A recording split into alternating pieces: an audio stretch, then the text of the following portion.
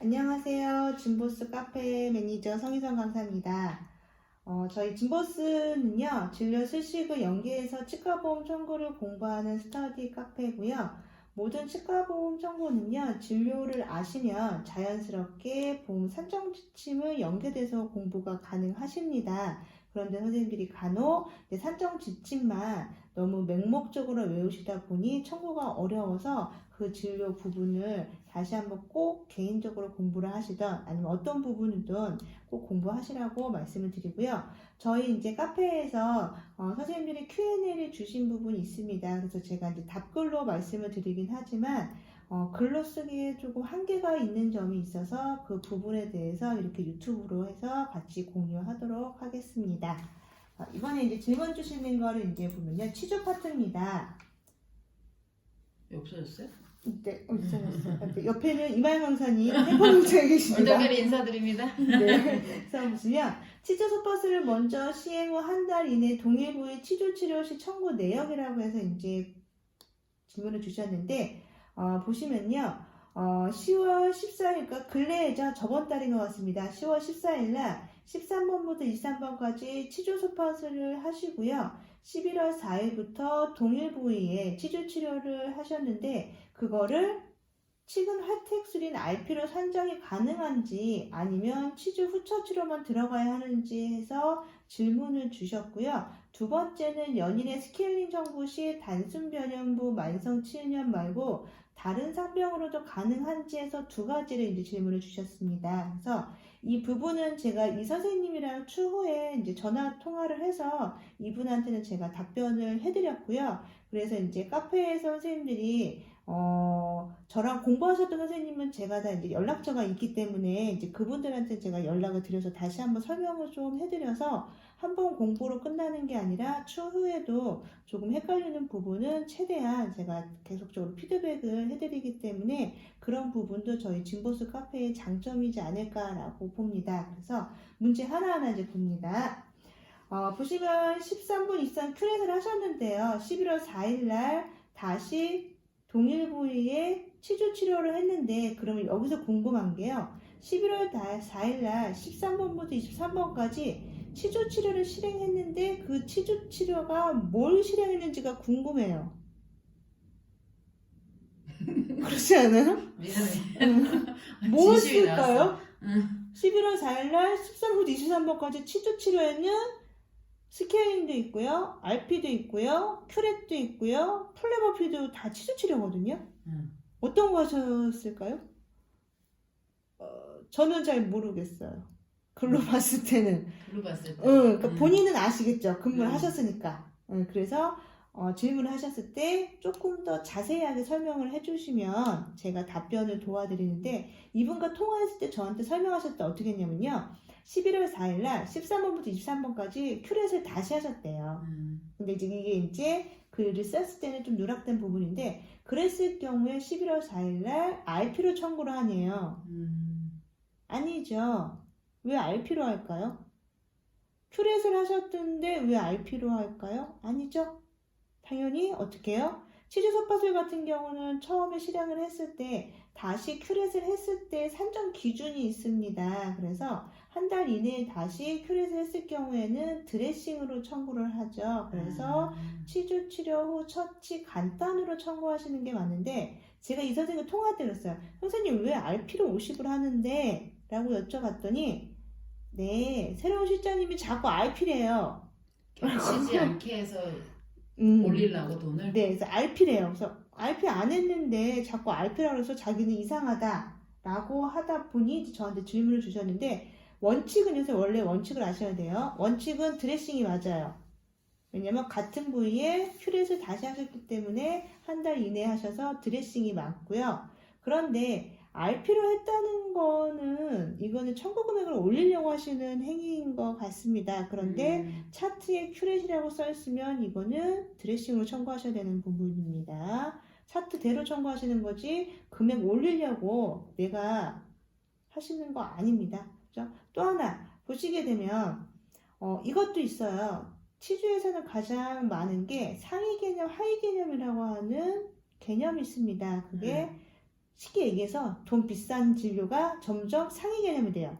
스케일링보다 더 비싼 게 RP, RP보다 더 비싼 게 큐렉, 큐렉보다 더 비싼 게 플랩 오필이에요. 그 얘기예요. 그러면 상위 개념으로 갈수록 잇몸이 더 안 좋아졌다는 거죠. 진료 수식상 보면. 그러면 큐렛을 했는데 잇몸이 한 달 이내에 RP를 하는 하위 개념으로 내려갈까요? 말이 안 돼. 말이 안 되죠. 그렇게 보셔야 되는 거예요. 그래서 RP는 아니에요. 그러니까 하면 할수록 느끼는 진료를 알면 보이네. 이름 잘 바꿨네.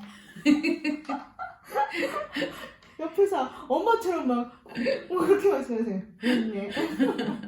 미안해, 속마음이 나왔어. 그렇게 보셔야 돼요. 그러면 선생님 생각했을 때도 맞잖아요. 그럼 여기서 더 디테일하게 설명하면요. RP의 진료 술식과 큐렛의 진료 술식을 알아면 답은 나와요. RP는 쉽게 얘기해서 스케일링을 한 다음에 거기에 치석을 저희가 루트 스케일링 제거를 하죠. 그러면 미세하게 어디예요? 루트 부분에 치석이 남아있어요. 어떻게 사람이 하는 일인데 100% 되겠어요. 치석이 남아있죠? 그 남아있는 치석 찌꺼기 때문에 플러그가 더 껴요. 그러니까 치석이 더 잘 생기겠죠? 그래서 그 남아있는 치석 찌꺼기를 우리가 책에 보면 평안하게 한다 그래서 그거를 연마하는 게 RP예요. 그리고 치주소파술은 만성적으로 진행되면서 유가조직까지 괴사가 되죠. 그 포켓이 생기죠. 그럼 치주나 그것까지 뜯어내는 게 큐렛이에요. 그러니까 갑자기 궁금해서 그러는데 네. 그래서 RP 스타일로 진료를 하고 네. 큐렛으로 청구하시는 건 맞거든요? 아니요. 그게 응. 청구상에는요. RP랑 큐렛을 따로따로 청구해요. 그러니까 산정지침이 RP도 있고 큐렛도 있어요. 근데 진료실에서 보면 RP랑 큐렛을 같이 해요. 원장님. 그러니까. 근데 차트상에는 떨어져서 나오면 따로따로 청구가 되는 거예요. 아, 따로따로? 근데 진료를 같이 할 수밖에 없어요. 어떻게 치과 의사가 육아조직만 제거하고 그 표면을 어떻게 치석이 남아있는데 그거를 안 건드려요? 같이 해요. 그러니까 결국에 보면 큐레테이지라고 한 차팅에다가 집중을 해서 청구를 하면 되는 거지. 네, 그래서 만약에 RP랑 큐렛이 같이 나오면 상위 개념인 큐렛만 청구한다라고 하는 게 단순히 선생님들이 야 비싸고 싼 거니까 비싼 거 청구해서 큐렛만 이게 아니라고요. 진료를 하면 당연한 거라고요. 그렇게 보셔야 되는 게 맞을 것 같습니다. 좀 정리를 그 부분은 좀 하셔야 되고요. 그래서 첫 번째에서는 RP랑 큐렛의 진료 술식을 먼저 정리한다. 그리고 두 번째는 치주소파술을 재실행했을 때 산정지침에서는 어떻게 청구하는지 정리한다. 요것만 정리하시면 되실 것 같습니다. 그리고 두 번째, 연일의 스케일링 청구 시 단순 변형부 만성 치은염 말고 다른 상병명 청구 가능하대요. 어떤 게 가능할까? 설마 우식증으로는 안 되겠죠. 썩었는데 스케일링 안 하잖아요. 그죠? 그러면 치수염도 안 되겠죠. 그러면 또 뭐가 있을까요? 치아의 뿌리 끝에 고름이 생기는 것도 안 되겠죠. 그렇게 생각하시는 거예요. 다 안 되잖아요. 매복치도 안 되겠죠. 그러니까 치주 질환이 있는 치주염이나 치은염으로 하겠죠. 그렇죠. 그러니까 저희가 치주는 그렇게 상별명이 들어가는데 여기서 단순 변형부 만성 치은염이라는 정의를 먼저 아시는 게 첫 번째 거예요. 이 뜻을 잘 몰라서 그런 경우도 있고요. 치은염을 알겠는데 단순 변형부에 만성적으로 나타난대요. 변형부면 어딜까요? 진지모. 그리고 징지발 빨갛게 달아오른 거 이런 경우는 구강에서 되게 많이 보셨을 거예요. 이랬을 때 스캐닝하면 어떻게 나타나냐면요. 피가 철철 나요. 삐떡처럼 나는 거 있을걸요. 피가 철철 나는데 정말 신기하게 하루 이틀 뒤에 오면 그 잇몸이 드라마틱하게 애들이 탱탱해져 있어.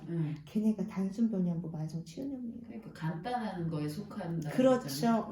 그러니까 후속에 안 들어가는 곧 RP나 큐렛을 안 해도 된다. 그러니 너는 연인회를 해라. 라고 생각하시면 맞겠죠. 그러니까 연인회는 이런 치은염이 훨씬 더 하위 개념을 넣고 네. 차후에 큐렛을 하면 상위 개념으로 더 그렇죠. 발전을 한다는 거죠. 네, 그게 이제 치주염이죠. 치은염이 발전해서 치주염이 되는 거고. 청구도 그래서 제가 이해하면 다 이해하신 거예요. 저 보험을 잘 몰라요. 1도 모르세요.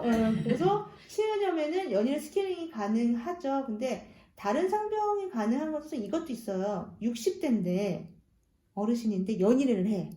그런 경우 있잖아요. 그러면 60대면 상식적으로 면역부가 치유염일까요? 치은염보다 치주염이 많죠. 치주염 받겠죠. 그런데 치과 의사가 알피나 키로스를 안 한대. 그러면 연일을 하시거든요. 그러면 그때 어떻게 해요? 치주염으로 들어가는 경우도 있긴 있어요.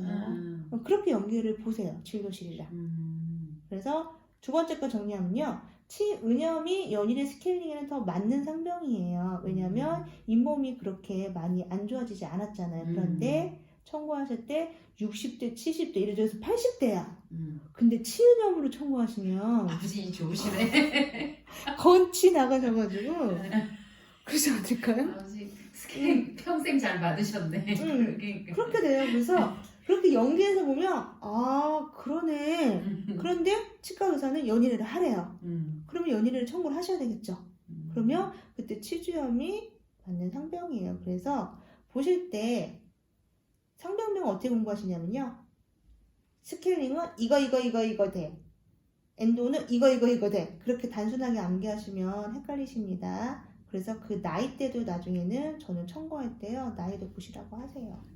거의 진단을 내리셔야 되네요. 그렇죠. 진료 진단 내리셔서 상병명 골라 넣으셔야 되네요. 맞아. 그렇게 제가 상병부 세미나 때 말씀드리거든요. 진짜 똑똑해지겠다. 재밌어요, 그러면. 아니 난 잠깐 들어도 재밌네. 아, 감사해요. 다음에 도시락 또 싸올게.